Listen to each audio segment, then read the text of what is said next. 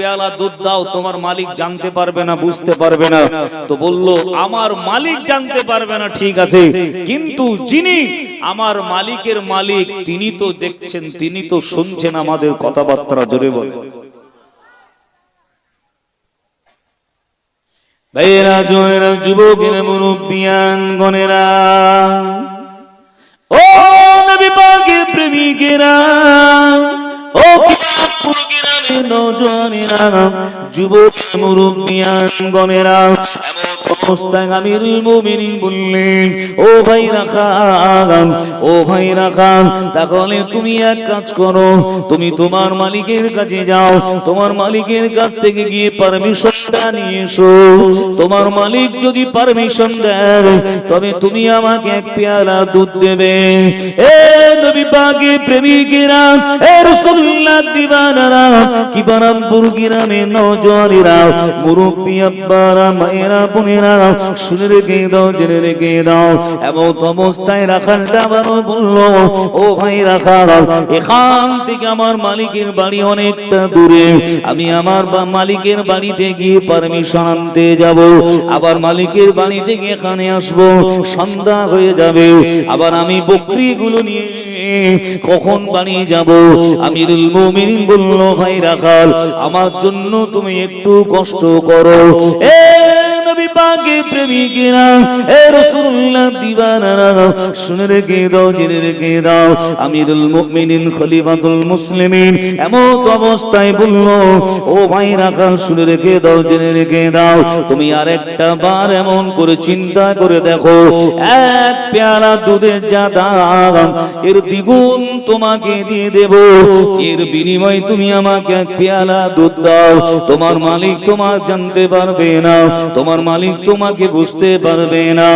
এ নবী পাকের প্রেমিকেরা, ওই রাখালটা তখনই বলতে লাগলেন, ও ভাই মুসাফির, ও ভাই পথিক, শুনে রেখে দাও, জেনে রেখে দাও, আর একটা বার তুমি যদি আমাকে ঘুষ দেওয়ার চেষ্টা করো, এমন করে আমি আমিরুল মুমিনিন খলিফাতুল মুসলিমিনের দরবারে তোমার বিরুদ্ধে নালিশ জানাবো, তোমার বিরুদ্ধে অভিযোগ জানাবো, তোমার বিরুদ্ধে মামলা দায়ের করব।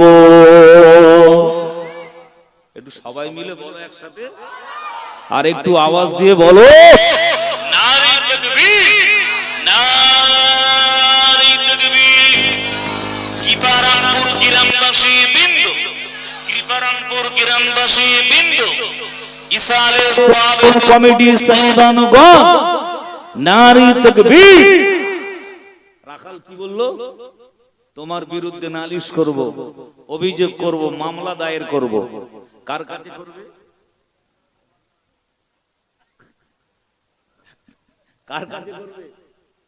হযরতে ওমরে ফারুক রাদিয়াল্লাহু তাআলা আনহুর কাছে। রাখালের সামনে কে দাঁড়িয়ে আছে? জোর করে বলবো, ওমরে ফারুক রাদিয়াল্লাহু তাআলা আনহু, তিনি নিজেই দাঁড়িয়ে আছেন। জোরে বলুন সুবহানাল্লাহ। ওমরে ফারুক হেসে ফেললেন।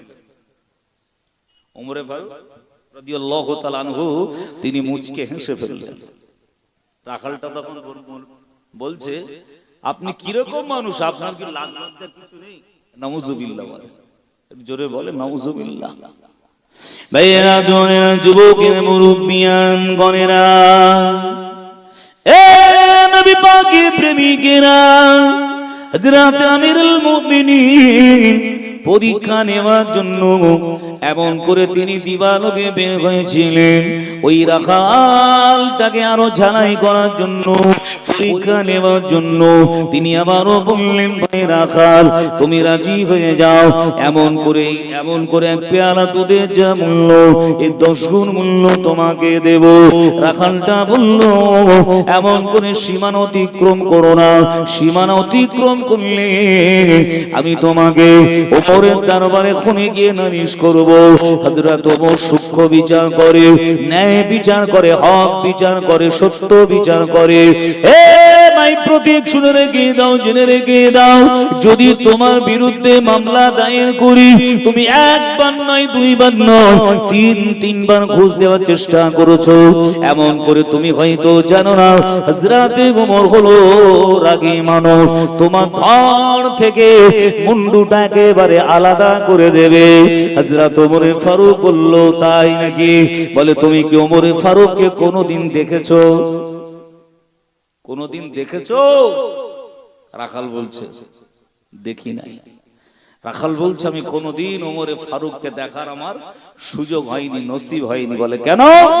আমি সারাদিন আমার মনিবের এই বকরিগুলো মাঠে চড়াই, সন্ধ্যাবেলা চলে যাই, খাওয়া দাওয়া করে একটু ঘুমাই, আবার সকালবেলা মাঠে চলে আসি। বলে, তুমি কি ওমরে ফারুকের সঙ্গে দেখা করতে চাও, সাক্ষাৎ করতে চাও, মুলাকাত করতে চাও? তাহলে আমি তোমাকে দেখা করিয়ে দিতে পারি। জোরে বলো, একটু আওয়াজ দিয়ে বলো, আর একটু মহব্বত করে বলো। এ নবী পাকের প্রেমিকেরা, ও রাসূলুল্লাহ দিওয়ানারা, কি পারামপুর গ্রামের নওজওয়ানেরা, যুবকেরা, শুনে রেখে দাও, জেনে রেখে দাও। এমন অবস্থায় হযরত ওমর ফারুক বললেন, ভাই রাখাল, যদি তুমি হযরত ওমরের সঙ্গে সাক্ষাৎ করতে চাও, মুলাকাত করতে চাও, দেখা করতে চাও, তোমাকে একটা কথা আমি বলে দিয়ে যাই। মসজিদে নববী শরীফে গিয়ে ফজরের নামাজটা জামাতের সঙ্গে আদায় করবে। যিনি ইমামতি করবেন তিনি হলো হযরতে ওমর ফারুক। জোরে বলুন সুবহানাল্লাহ, আরো জোরে বলুন সুবহানাল্লাহ। তুমি মসজিদে নববী শরীফ থেকে নামাজ আদায় করে নিয়ে আবার তুমি তোমার মনিবের বাড়িতে আসবে, আবার বকরিগুলো নিয়ে এমন করে তুমি মাঠে চড়াতে থাকবে। এ নবী পাকের প্রেমিকেরা, এ রাসূলুল্লাহ দিওয়ানারা, হযরত আমিরুল মুমিনিন খলিফাতুল মুসলিমিন, এমন করে ওখান থেকে তিনি আপনার বিদায় নিয়ে নিলেন। এ নওজোয়ান তরুণ যুবকেরা, হযরত ওমর হুজুর আমার বলে গেলেন, ও ভাই রাখাল, তোমার সঙ্গে আমার ওই মসজিদে নববী শরীফে আগামী কাল দেখা হবে। আর একবার জোরে বলুন সুবহানাল্লাহ, আরো জোরে বলুন সুবহানাল্লাহ। ও নওজোয়ান তরুণ যুবকেরা, ও নবী পাকের প্রেমিকেরা, ও রাসূলুল্লাহ দিওয়ানারা, আল্লাহ নবী ওয়াফাতের পরে, আল্লাহ নবী বিদায়ের পরে হযরত আবু বকর সিদ্দিক রাদিয়াল্লাহু তাআলা আনহু তিনি এমন করে ইমামতির দায়িত্ব পালন করেছিলেন। আল্লাহ নবী এমন করে দুনিয়া থেকে বিদায় নেওয়ার এমন করে 4 দিন আগে আল্লাহ নবী সাল্লাল্লাহু আলাইহি ওয়াসাল্লাম ঈশা নামাজের মসজিদে নববী শরীফে যেতে পারেননি। কোন ওয়াক্তে? ঈশার ওয়াক্ত। আল্লাহ রাসূলের জীবদ্দশায় আবু বকর সিদ্দিক রাদিয়াল্লাহু তাআলা আনহু 17 ওয়াক্তের নামাজ পড়িয়েছিলেন। জোরে বলুন, 17 ওয়াক্তের নামাজের ইমামতির দায়িত্ব পালন করেছিলেন সিদ্দিকে আকবর। একবার জোরে বলুন।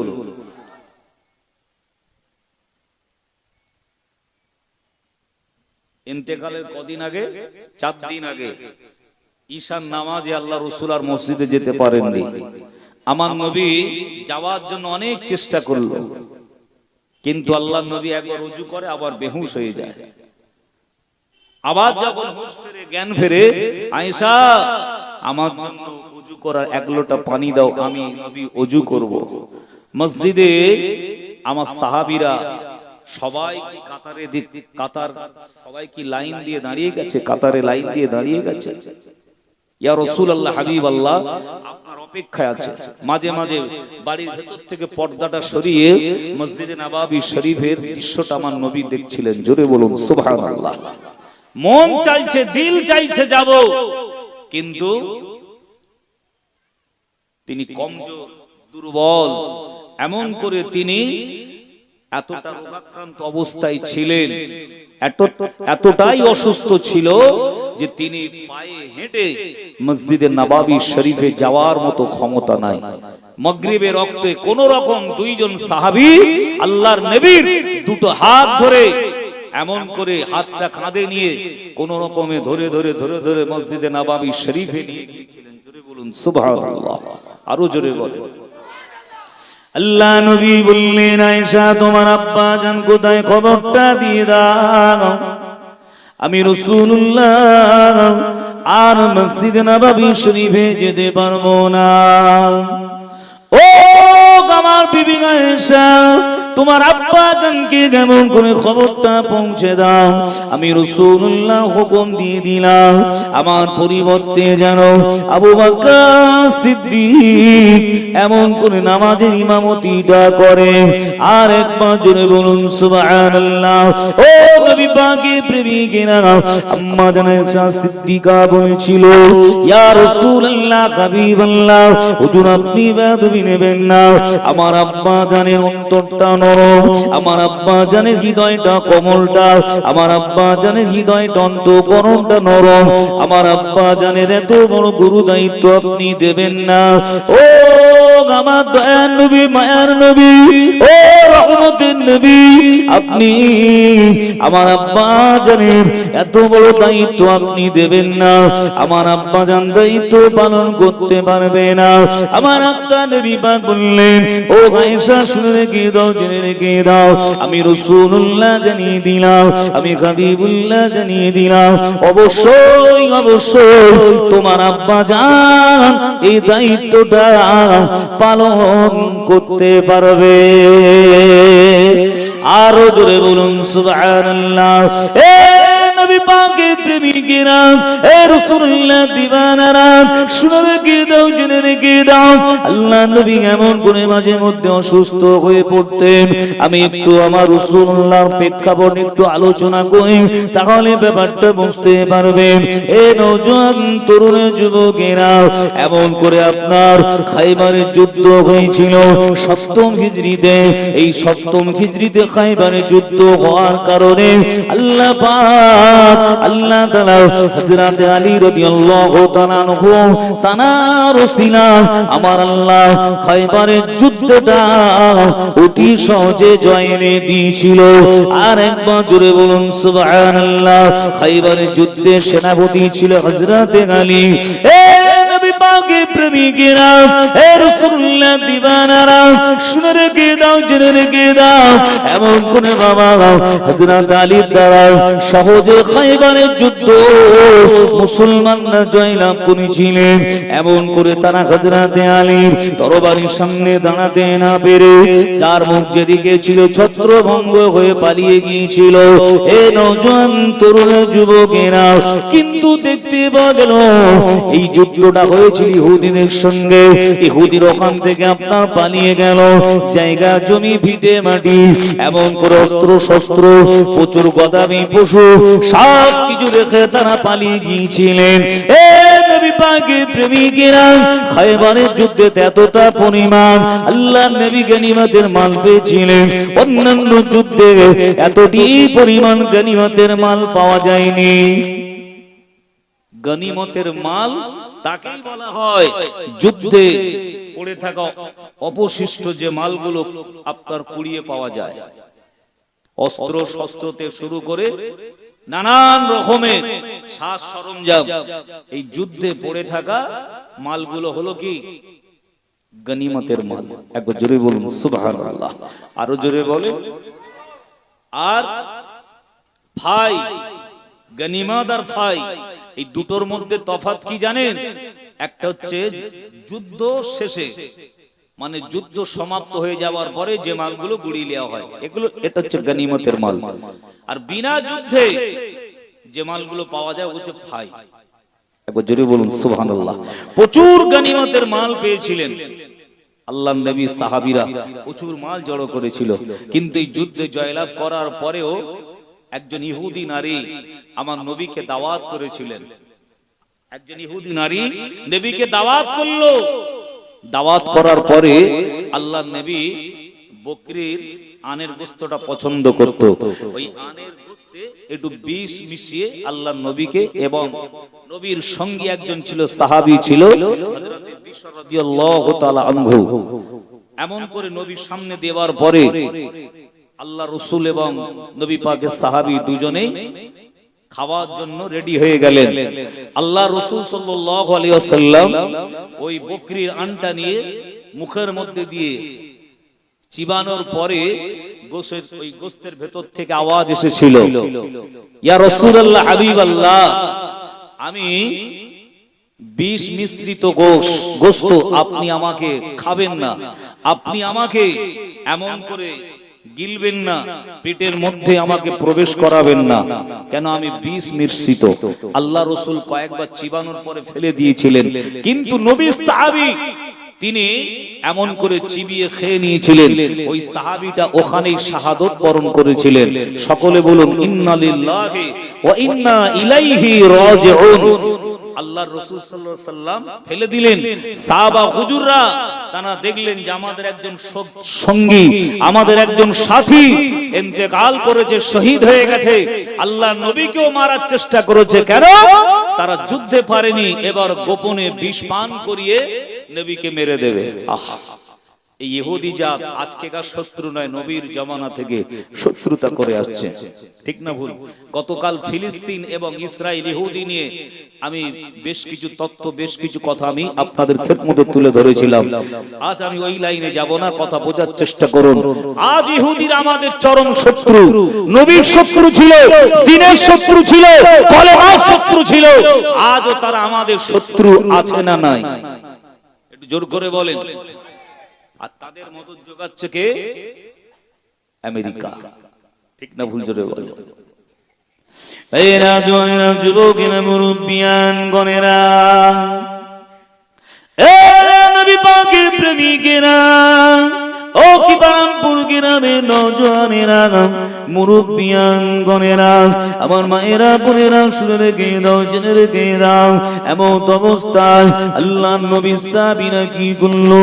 ইহুদির ওই মহিলাটাকে এমন করে ওখানেই জানে মেরে দিল, খতম করে দিল। আর একবার জোরে বলুন সুবহানাল্লাহ। এ নবী পাকের প্রেমিকেরা, শুনে রেখে দাও, জেনে রেখে দাও, এমন করে বিষ মিশ্রিত গোশত চিবানোর কারণে আল্লাহর নবীর মাঝে মধ্যে শরীর খারাপ হতো, এমন করে জীবনের শেষ লগ্নে মাঝে মধ্যে তিনি অসুস্থ হয়ে পড়তেন। এ নওজোয়ান তরুণের যুবকেরা, শুনে রেখে দাও, জেনে রেখে দাও, এমন করে আল্লাহর নবীকে দুনিয়ার জমিন থেকে মিটিয়ে দেওয়ার জন্য, আমার আপনার নবীকে দুনিয়ার জমিন থেকে সরিয়ে দেওয়ার জন্য, আল্লাহর নবীর নাম নিশানা মিটানোর জন্য উফানে কোরআন রাজা উঠে পড়ে লেগেছিল। এমন করে ইহুদিরা তারাও কম চেষ্টা করেনি, খ্রিস্টানেরা তারাও কম চেষ্টা করেনি, রোমানরা তারাও কম চেষ্টা করেনি। একদিকে আপনার কুফানে কোরাইশদের সাথে যুদ্ধ হয়েছিল, অপরদিকে রোমানদের সঙ্গে, অপরদিকে আপনার খ্রিস্টানদের বিরুদ্ধে, অপরদিকে ইহুদিদের বিরুদ্ধে যুদ্ধ করেছিলেন। নবী পাকের প্রেমিকেরা, ও কি বারামপুর গ্রামের নওজোয়ানেরা, যুবকেরা, মুরব্বি আব্বারা, এবং করে আমার নবী পাক সাল্লাল্লাহু আলাইহি সাল্লামের অনেক দিন ধরে অসুখটা ভালো হয় না, অনেক দিন তিনি বিমারে খানাতে রয়েছেন। আল্লাহ নবী আমার এক তারিখে এমন করে আল্লাহ পাকের দরবারে বলতে লাগলেন, রব্বি আল্লাহ, আমি নবী অনেক দিন ধরে এমন করে রোগাক্রান্ত অবস্থায় আছি, আমি অনেক দিন ধরে ভুগছি। আল্লাহ পাক, আমি নবী মুহাম্মদ রাসূলুল্লাহ, আমার কেন শরীরটা ভালো হয় না, আমি অনেক দিন এমন করে রোগাক্রান্ত অবস্থায় আছি। এ নবী পাকের প্রেমিকেরা, এ রাসূলুল্লাহ দিবানারা, শুনে রেখে দাও, জেনে রেখে দাও, আমার আপনার নবী পাক সাল্লাল্লাহু আলাইহি সাল্লাম ওই তারিখে বিছানায় শয়ন করলেন। ঘুমের ভিতরে আল্লাহ নবী এমন করে দেখতে পেলেন, দুইজন ফেরেশতা এমন করে আসমান থেকে এমন করে আল্লাহ নবীর মাথার কাছে নামলো। একজনের নাম হলো জিবরাইল, অপরজনের নাম হলো হযরতে মিকাইল আলাইহিস সালাম। আর একবার জোরে বলুন সুবহানাল্লাহ। এ নবী পাকের প্রেমিকেরা, এ রাসূলুল্লাহ দিবানারা, ও কি বারামপুর গ্রামের নওজোয়ানেরা, এমন করে হযরতে মিকাইল আলাইহিস সালাম বলতে লাগলেন, ও ভাই জিবরিল আমিন, তুমি কি বলতে পারো আল্লাহ নবী অনেক দিন ধরে অসুস্থ কেন? আল্লাহ নবীর শরীরটা কেন ভালো হয় না? মিকাইল আলাইহিস সালাম জিবরিল আমিনকে প্রশ্ন করেছিলেন। হযরত জিবরিল আমিন আলাইহিস সালাম এমন করে বলেছিলেন, ভাই মিকাইল, শুনে রেখে দাও, জেনে রেখে দাও, আল্লাহ নবীর উপরে জাদু করা হয়েছে। জোরে বলুন। সুবহানাল্লাহ, নাউজুবিল্লাহ বলে, বলো একটু জবান থেকে বলো নাউজুবিল্লাহ। আল্লাহ নবীর উপরে কি করা হয়েছে? জাদু। এই জাদু নবীরও করা হয়েছিল। জাদু হলো সত্য। এমনই তোরা মেয়ে ছেলে বলে কান্দানিস, চলে যাও। জাদু কি? সত্য। জাদু করনে वाला কি? কাফের। কি জানেন না? কি গো, এখন সব পেরায় গ্রামে গঞ্জে পাড়ায় মহল্লায় দেখতে পাওয়া যাচ্ছে যে জাদু টোনার সব মাস্টার। কেউ আঁচল কাটতেছে, কেউ শাড়ি কাটতেছে, কেউ ব্লাউজ কাটতেছে, কেউ এটা কাটতেছে, কেউ ওটা কাটতেছে। ঠিক না ভুল জোরে বলে? মানে লোকের ক্ষতি করার মাস্টার। আমি গতকালকের ক্যানিং খেড়িয়া 14 নম্বর এই 6 নম্বর ওখানে গত রাত্রে জলসা ছিল। আমি বলে এসেছি যে ছোটখাটো বিষয় নিয়ে পাড়ায় গ্রামে মহল্লায় অশান্তি ঝগড়া মারপিট করুনি ভাই।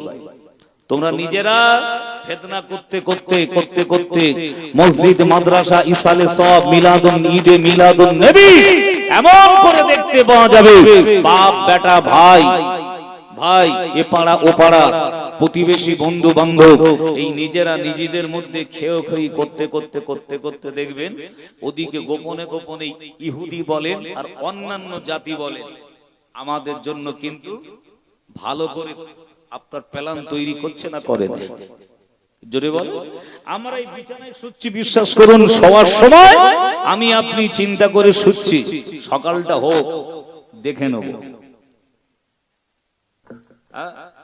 সকালটা হোক ওর কিভাবে জব্দ করতে হয় করব, কিভাবে ফাঁসাতে হবে, কিভাবে মারতে হবে, কিভাবে ধরতে হবে, বলে কাল অমুক জায়গায় ধরবো আটকাবো, কিভাবে কেস দিতে হবে, কটা কেস দিলে জব্দ হবে। ও বিছানায় শুয়ে শুয়ে শুধু প্ল্যান করছে। ঠিক না ভুল জোরে বলো? তুমি এদিকে ক্ষতি সাধন করছো, প্ল্যান করছো অপরের জন্য আবু জাহেলের মতো, আর তোমার আমার জন্য ওদিকে প্ল্যান করছে না করছে না? একটু জোরে বলো। ওয়াকফ বিল সম্পর্কে কিছু শুনেছেন? হ্যাঁ কি না বলে? শুনেছেন না শোনেননি? কিছু ধারণা আছে না নাই? এমন একটা বিল পাস করতে চলেছে অমুসলিম কর্তৃক পরিচালিত একটা কমিটি গঠন করবে। এই ওয়াকফ বিল যে সংশোধন করতে যাচ্ছে, বিলটা পাস করে লেবার পরে ওর উপরে আমাদের আর কোনো অধিকার থাকবে না।